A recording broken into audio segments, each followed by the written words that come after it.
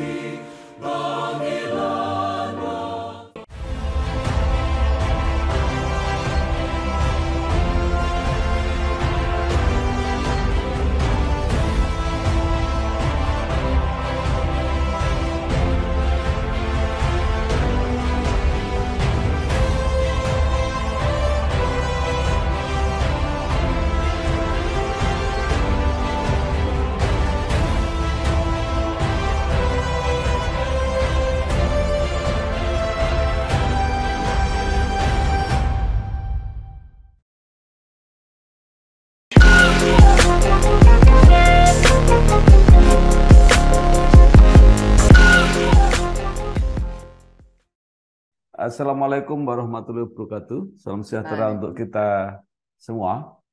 Bersama saya Bambang Sadiono di kanal Inspirasi untuk Bangsa. Mudah-mudahan kanal ini selalu bisa memberi inspirasi, motivasi, dan edukasi. Kami sedang mempersiapkan beberapa video wawancara untuk ikut memberi makna 73 tahun Universitas Gadjah Mada. Menurut rencana wawancara ini akan kami bukukan dan meneruskan buku yang sebelumnya telah terbit. Saat ini saya sudah bersama dengan Ibu Elizabeth Novi Reswanti. Beliau adalah Direktur Aset Manajemen Bank Tabungan Negara. Apa kabar, Bu? Baik Pak Bambang. Ya, Ibu Elizabeth ini adalah lahir di Surabaya tahun 1967. Mungkin Ibu Iya Pak. bisa mulai cerita ketika kuliah di Fakultas Hukum Universitas Gadjah Mada, kemudian merintis karir di Bank Tabungan Negara, dan sampai saat ini menjadi Direktur Bidang Aset Manajemen. Monggo, silakan, Bu. Iya baik Pak Bambang. Makasih Pak Bambang atas undangannya untuk apa pada pagi hari ini, siang ini. Oke. Saya Pak Bambang saya masuk ke ke UGM itu tahun 86 Pak. Ya, Angkatan 86 saya masuk di Fakultas Hukum. Waktu itu rektornya Pak Kusnaidi. oke. Kemudian itu saya selesai tahun 91. Ya, Dan kebetulan memang 92 langsung fresh graduate, langsung rekrutmen kebetulan diterima di BTN dan berkarir di BTN sampai dengan saat ini. ya, Jadi saya salah satu, kalau saya lihat teman-teman kolega saya di BTN ada yang dari Mandiri, dari sini. ya. Kebetulan saya Asli. putra asli BTN yang berkarir dari bawah Ya, sampai di Bank BTN saat ini. Nah, pengalaman saya di UGM ya memang waktu itu ya beberapa aktivitas ada Pak. Kemudian kegiatan kan juga waktu itu cukup banyak di kampus. Nah, sebenarnya tidak ada yang ini sih seperti biasa. Dan kebetulan ya karena dulu keluarga kebanyakan juga dari bank, Ya, ada tante, om, kemudian ya, sepupu. Sehingga waktu itu memang begitu lulus ngelamarnya juga ke perbankan. Ya kan ya, melihat sekitar ya waktu itu dan ya. tertarik di perbankan dan kebetulan yang waktu itu yang duluan menerima adalah Bank Tabungan Negara dari tahun Ya. 91 itu Pak.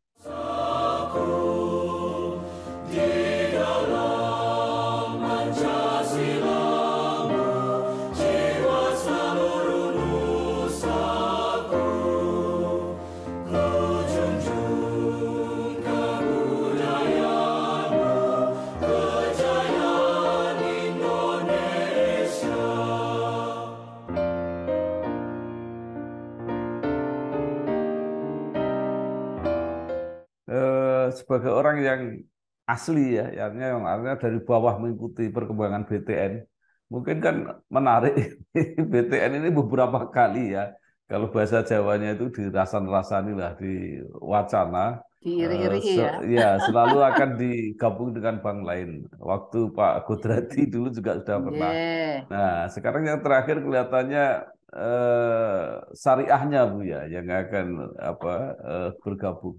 Mungkin bisa diceritakan sebenarnya apa yang terjadi? Apakah BTN tidak begitu kuat untuk mandiri gitu? Oh, ini Pak. Nah, ini masih sebenarnya ya kalau yang sudah-sudah memang pernah ada isu itu.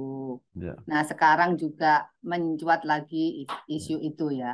Tapi ya, kalau kami dari ya jajaran manajemen, karena ini dari bank pemerintah, tentunya kita ya Pak arahan dari kementerian seperti apa akan ya, ya pasti akan kita jalani Pak. Kita ya, sebagai ini arahan dari pemegang saham seperti apa ya, pasti akan kita jalani. Nah, sebenarnya kalau yang untuk syariah itu memang ada ya ada sempat ada pembahasan, tapi ini sebenarnya sedang dalam proses due diligence, Pak.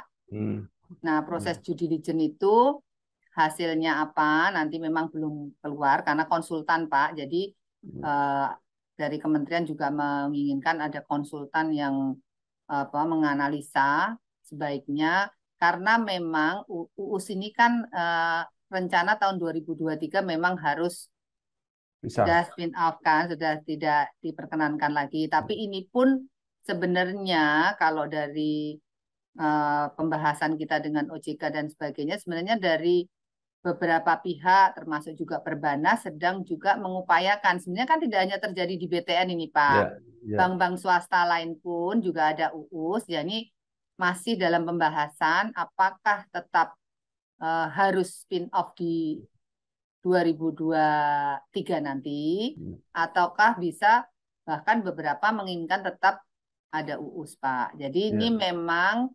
uh, sedang dalam pembahasan, ya, tapi kita intinya kita akan mengikuti perundang-undangan yang ada. ya, Kalau memang nantinya harus spin off ya kita spin off.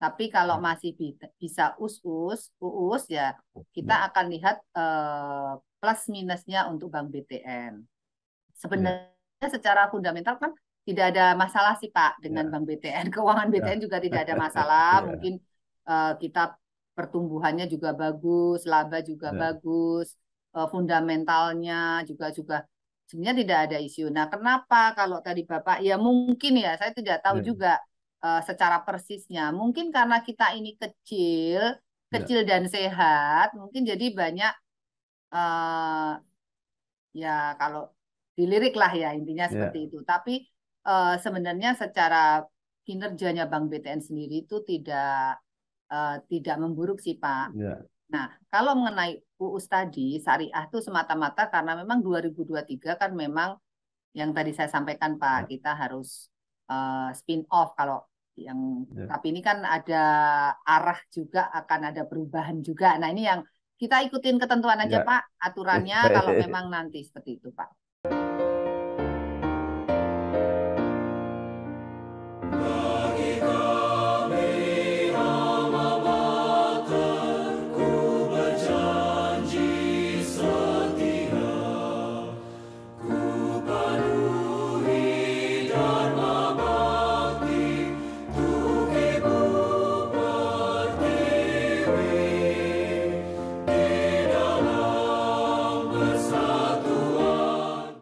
Bank BTN ini kan bisnis utamanya kan kredit kepemilikan rumah. Iya, Pak. Nah, KPR ini kan juga bank-bank lain juga menyelenggarakan. Nah, sekarang posisinya KPR Bank BTN ini pangsa pasarnya itu seperti apa, Bu? Kalau terbesar masih kita Pak, 40%-an lah ya, 42%. Tapi kalau yang apalagi kita diberi amanah oleh pemerintah di KPR-KPR subsidi Pak, yang ada subsidi dari pemerintah, kita bahkan hampir 85% Pak, itu Bank BTN. Jadi kalau secara pangsa pasar, kita memang yang terbesar Pak. Jadi ya memang amanah dari pemerintah untuk dari pemegang saham untuk kita adalah di core business kita di perumahan. Nah, 5 tahun ke depan dari RBB kita itu di tahun 2020 ya sampai 2025 nanti kita itu sebenarnya merencanakan 1,3 juta unit Pak. 1,3 unit. Nah, untuk tahun 2022 ini kita berencana sekitar untuk yang subsidi itu mungkin kita akan berencana sekitar 200.000 unit. Sedangkan untuk yang di luar subsidi mungkin sekitar 68 unit. Jadi kita masih tetap yang terbesar walaupun persaingan bank-bank lain karena bisnis KPR ini mungkin yang bisnis cukup menarik sehingga mereka, tapi yang benar-benar core ataunya di memang hanya Bank BTN sih Pak, karena memang seperti misalnya Mandiri kan corporate banking gitu Pak ya, terus Bank BRI juga pemerintah mengarahkannya ke UMKM, kemudian Bank BNI arahnya ke transaksi internasional, jadi kalau perumahan memang ke Bank BTN ini Pak dari dulu. Jadi sebenarnya market share kita cukup, kalau di subsidi terutama itu memang kita paling utama, non subsidi mulai banyak persaingan tapi kita masih yang terbesar Pak.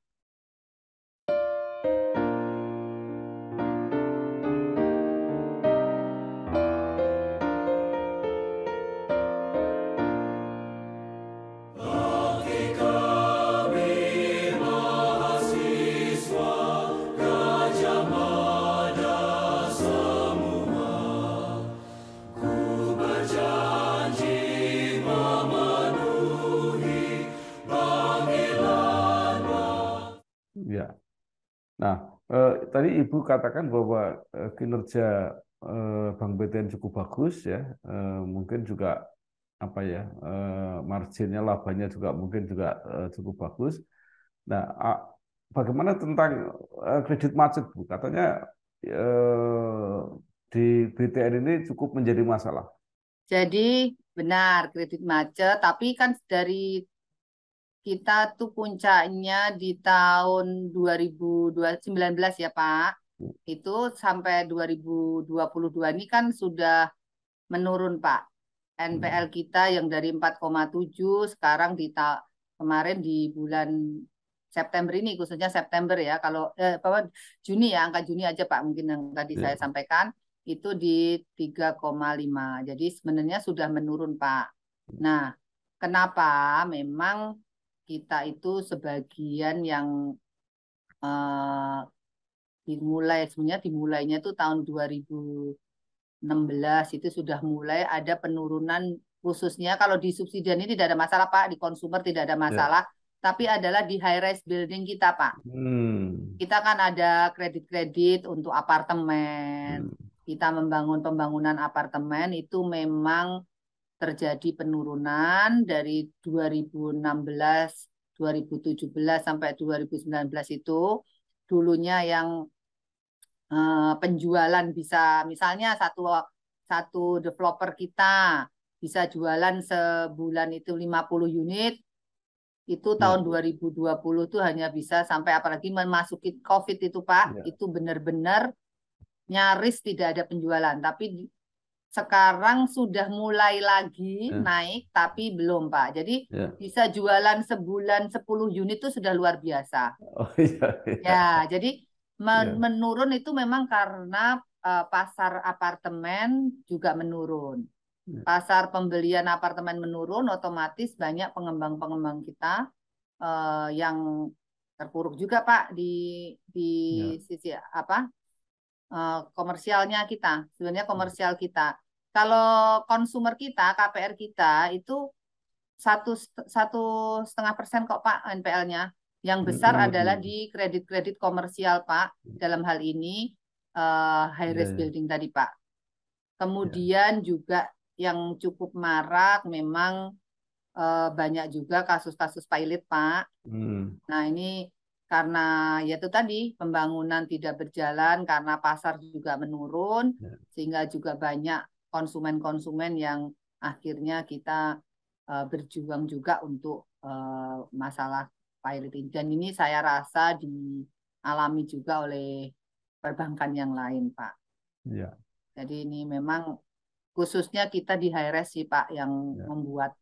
Jadi bukan di KPR yang ini Pak. Ya, tapi memang kemarin sempat juga kita ada sedikit ya, tapi wajar lah ya Pak ya, waktu COVID kemarin itu banyak juga debitur-debitur kita, apalagi yang di pabrik-pabrik kan banyak tutup Pak kemarin. Itu effort tersendiri buat kita perbankan khususnya di BTN, KPR-KPR di pabrik-pabrik itu banyak pabrik yang kalaupun tidak tutup, tidak PHK, mereka juga mengurangi jam lembur juga, Pak. Jadi mereka efisiensi dengan mengurangi karyawan, juga bahkan mengurangi tidak ada lembur lagi, produksi juga benar-benar COVID itu sangat berdampak. Tapi memang kan POJK kita, dari OJK juga memberikan relaksasi, Pak.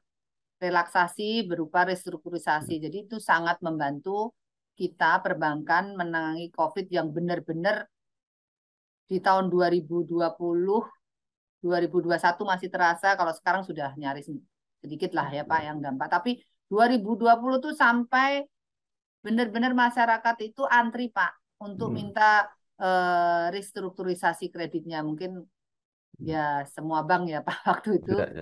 Ya, itu. Jadi itu cukup berdampak Pak untuk Bank BTN. Tapi kita secara ini Pak dari 2020 sampai sekarang 2022, 2 tahun terakhir ini NPL selalu membaik Pak.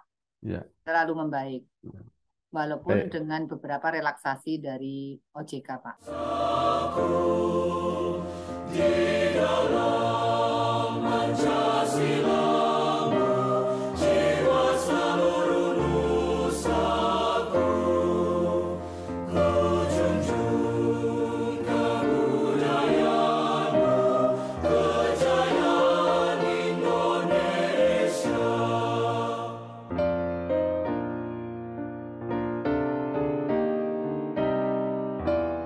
Baik, Ibu tadi katakan bahwa memang ada masalah, terutama karena pandemi, tapi kemudian sekarang sudah membaik. Kalau prediksi ke depan, kira-kira 5 tahun ini BTN seperti apa, Bu? Kalau kita sampai RBB kita di ini, kita berharapnya itu NPL kita bisa di bawah 3, Pak. Kita berharap nanti di 2024 kita NPL kita harus di bawah 3, mungkin 3 kecil malah ya harapan apa 2,5 gitu yang kita harapkan. Selalu optimis Pak. Walaupun ini banyak isu juga katanya 2023 resesi ya Pak, tapi ini masih belum. Saya masih optimis bahwa NPL kita akan bisa membaik. Prediksi saya di bawah 3%. Pak. Jadi kira-kira tahun politik tidak berpengaruh, Bu ya? Mudah-mudahan enggak sih, Pak. selama ini Bank BTN kemarin, kecuali ya kayak seperti benar, kalau kita nggak tahu prediksinya apa ya, kalau memang benar nanti banyak PHK, nah itu mempengaruhi Pak, karena kita ya sebagian besar kan retail ya Pak ya, Ya, konsumen-konsumen, apalagi kita kan rumah-rumah subsidi itu kebanyakan ya, karyawan pabrik, karyawan, ya, tapi yang nonnya juga banyak ya Pak. Seperti kita kan juga pegawai negeri, ya, tentara, apa abri-abri kan juga ada di kita, ya, perwira-perwira maupun apa prajurit-prajurit juga, pegawai negeri juga banyak ya. Pak di kita. Tapi mungkin kalaupun di itu yang agak kita harus cukup berhati-hati kalau memang benar kondisi seperti yang diperkirakan oleh banyak pihak di tahun-tahun berikutnya, itu adalah di sektor industri Pak, yang di pabrik-pabrik, karena kita cukup banyak memberikan kredit kepada masyarakat pabrik-pabrik Pak, Bank BTN ini Pak. Khususnya misalnya wilayah Cikarang, Kerawang itu kan hampir semuanya pabrik Pak.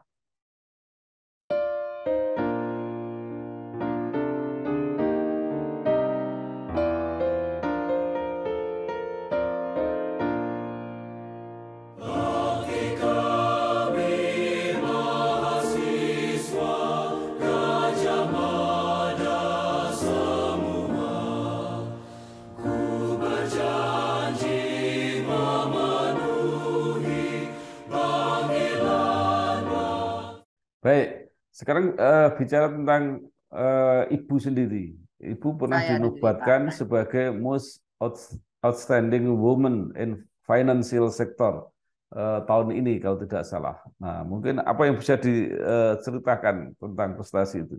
Ya Pak, jadi nah itu sebenarnya banyak Pak itu di finansial. Jadi itu yang menyelenggarakan kan Infobank tuh Pak. Ya, ya, Infobank kemarin mungkin ada beberapa kriteria, saya juga ini, ya, jadi mungkin dari kinerja.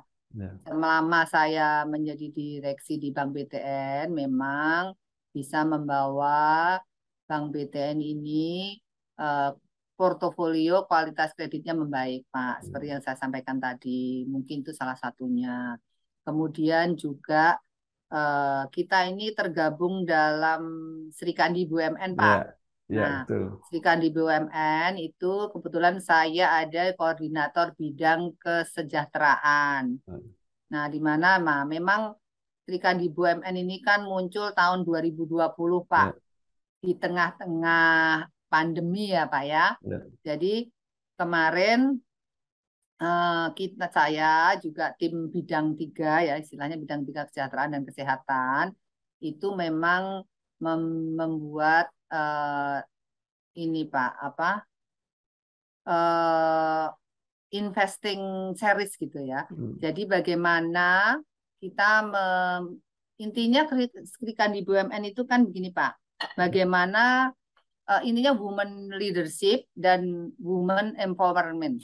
ya, Jadi bagaimana kita memberdayakan perempuan-perempuan supaya bisa berperan hmm, di dalam bidangnya masing-masing. Dan Pak Menteri pun, Kementerian Pak Erick ya, Thohir, ya, itu sebenarnya menginginkan kita ini di jajaran eh, ya BOD, BDOC, terus kemudian di jajaran L1-nya lah. ya, Di L1-nya itu bisa mencapai 15%. hmm, Nah, di BTN sendiri dari BOD kita ada 8, 9, biasanya saya baru 6%, Pak.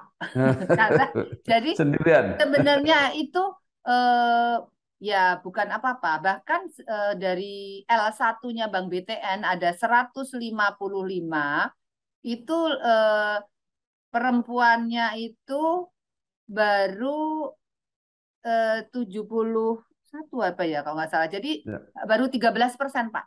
ya, Sebenarnya arahan dari Pak Menteri supaya 15% pun untuk di BTN sebenarnya belum tercapai, Pak.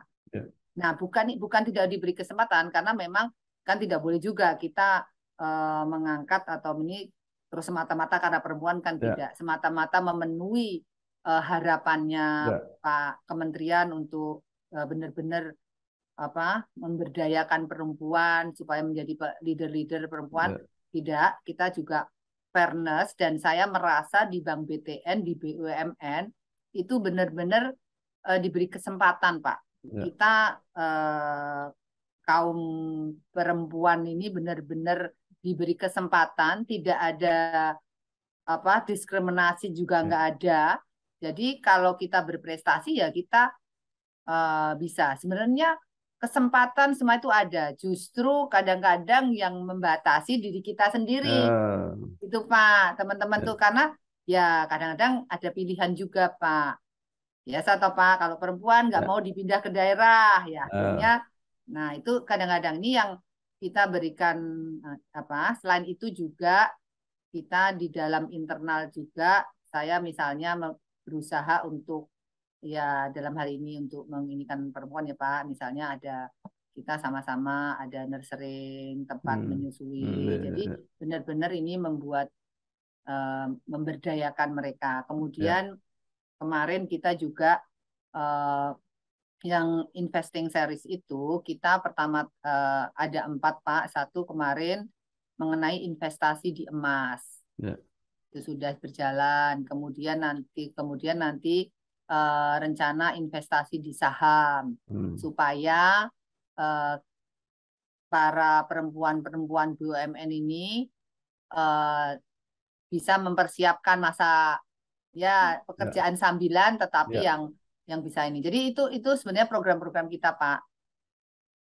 Ya. Jadi hambatan sebenarnya tidak ada secara sistem. Sebenarnya tidak ada, Pak. Kalau saya merasakan, saya sharing saya pribadi, saya bisa membuktikan bahwa sebenarnya kalau perusahaan itu tidak mendiskriminasi atau enggak ada, Pak. Saya merasakan tidak ada. Kalau kita memang benar-benar bekerja dengan baik, kemudian berprestasi, dan bisa menjadi role model yang baik, nah itu bisa, Pak. Saya buktikan bisa, tidak ada hambatan apapun. Ya kita ya memang harus bersaing dengan bapak-bapak di sana. Tapi tidak ada. Bahkan dari pemegang saham pun dalam hal ini Pak Menteri justru mendorong. Justru sangat mendorong. Ya nggak tahu kenapa ya Pak ya. Mungkin karena wanita itu dianggap bisa multitasking kali Pak. Selama ini sehingga leadership-nya menurut Pak Menteri kok yang perempuan malah lebih bagus ya. Nggak tahu juga. Tapi intinya terbuka Pak. Kesempatan untuk berkarir di BUMN khususnya di Bank BTN ini itu sangat terbuka, dan banyak sekali L1 kita juga tadi 21 orang dari 155 lumayan cukup besar ya, 13%. Walaupun secara ini juga kita sebenarnya lebih, kalau nggak salah 40-an% Pak, 60% masih komposisinya masih di pihak di laki-laki sih Pak. Di dalam Pancasila-Mu, jiwa seluruh nusaku, ku junjung kebudayaanmu, kejayaan Indonesia.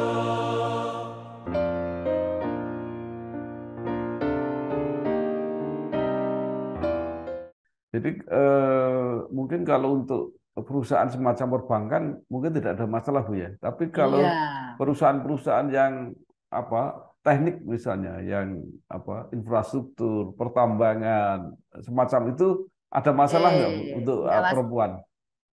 Tapi ada 2 loh Pak, Direktur Pertamina, Bu Emma, sama Bu Nike, dirutnya perempuan. Ya, menurut saya nggak ada masalah. Mungkin kalau pekerjaan teknisnya iyalah. Mungkin ya pekerjaan. Bahkan di Karya Group Pak, Wika, Wijaya Karya, terus Adikarya, Angkasa Pura, sudah semakin, bahkan kalau menurut kemarin data terakhir, karena sangat gencar Pak Menteri Ya, benar-benar memberikan kesempatan kepada kita kaum perempuan ini untuk berkarya, berkarir, mungkin sudah tercapai Pak tahun 15% itu.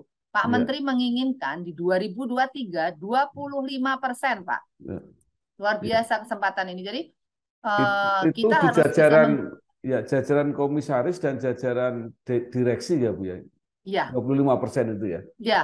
komisaris dan direksi. Cuman BTN masih saya sendiri Pak. Oh. Tapi kalau di contoh perbankan lain lebih dari dua, Pak. Ya, Seperti Bank Mandiri ada 3, ya, Bu Sandra, Bu Susana Indah, di ya, BRI juga ada.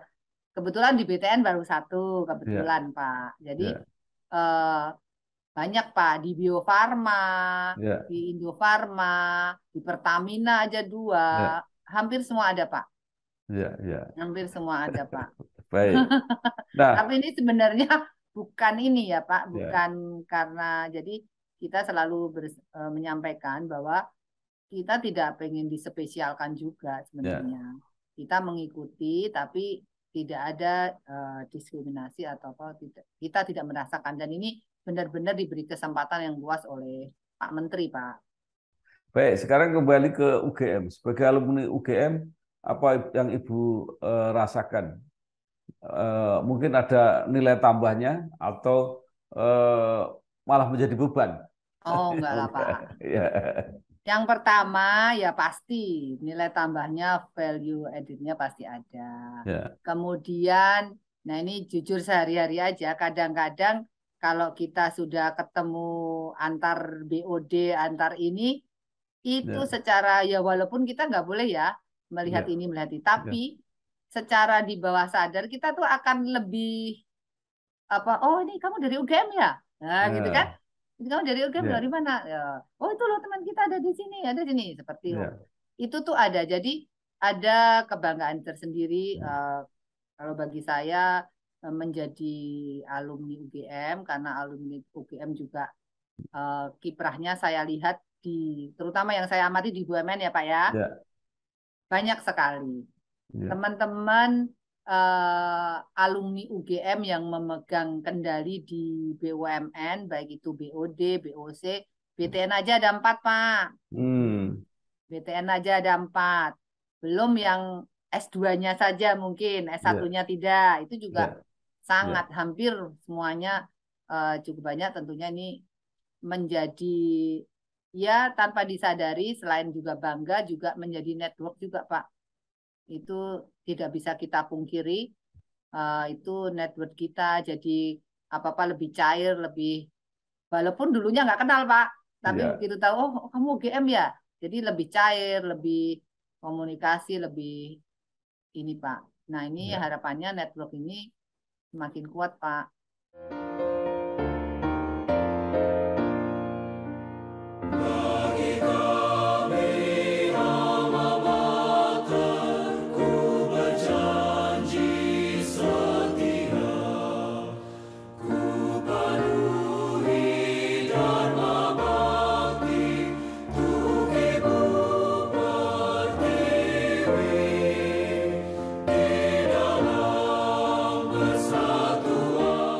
Baik, terakhir Bu, mungkin Ibu punya saran ya, terutama kepada generasi muda, kepada mahasiswa yang masih belajar, kepada alma mater, apa yang perlu disesuaikan melihat tantangan dan pengalaman Ibu yang apa jumpai di dunia praktek.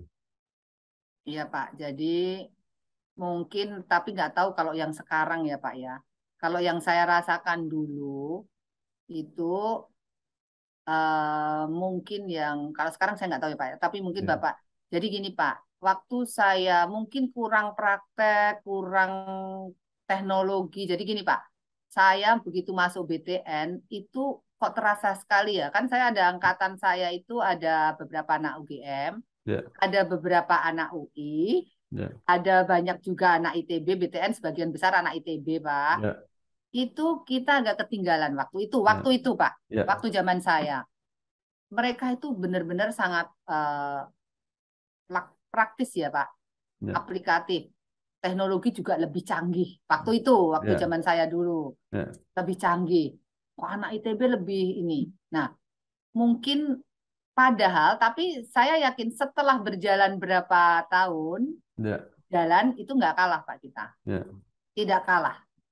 Tidak kalah. Orang-orang UGM tidak kalah. Tapi mungkin praktek-praktek atau bagaimana itu yang waktu itu belum. Saya nggak tahu nih sekarang. ya, Mudah-mudahan eh, sudah berbeda ya Pak. Nah ini yang mungkin satu tambahan. Terus kedua juga ya mungkin sebenarnya ujung-ujungnya Pak kalau sudah bekerja itu teori itu mungkin ya nggak satu-satunya utama. ya, Kecerdasan bukan satu-satunya ya, utama, tapi secara apa EQ ya, ya. bagaimana kita berkomunikasi, bersosialisasi, dan itu diterjemahkan dalam mungkin kegiatan-kegiatan eh, ekskul di universitas itu yang sebenarnya mungkin bisa mendukung kita Pak, mendukung ini apa ya komunikasi network tadi Pak. Jadi itu Ya. yang perlu harus dikembangkan, harus diinikan dan saya harapan nih Pak, ya alumni UGM itu bisa menjadi Hmm. yang baik, role model yang baik dimanapun mereka berada, berperan, kemudian ya terlihat tapi ciri khas biar ada ciri khasnya orang-orang UGM itu begitu gitu tapi Ya, tetap terlihat gitu Pak mungkin itu sih ya, Pak sebenarnya ya, baik. Se- Selalu guyup rukun tapi migunani gitu guyup kira-kira, Bu. rukun selalu saling support juga Iya, ya Pak ya saling baik. support guyup rukun nah sebenarnya kalau di Kagama ya ini ya, sekali lagi jadi kita juga saya juga salah juga kadang-kadang nggak bisa terlalu aktif juga Pak Ya, ya, karena baik. nggak terlalu aktif juga padahal mungkin di situ ada hal-hal yang bagus juga ya dalam agama itu. Ya. Cuman ya sekali-sekali Pak saya diajak, sekali-kali diajak ini tapi memang saya juga nggak terlalu aktif juga. Mm-mm. Baik. Terima kasih sekali Ibu Elizabeth Makasih Novi Pak Bambang. Weswanti, Direktur Aset Manajemen Bank Tabungan Negara. Banyak hal yang sudah Iya. disampaikan, mudah-mudahan berguna, menambah wawasan kita dan memberi inspirasi dan motivasi terutama untuk generasi muda yang lebih khusus lagi yang masih kuliah. Sekali lagi Iya. terima kasih Ibu. Makasih Pak Sukses. Bambang. Ya. Sukses Pak Bambang.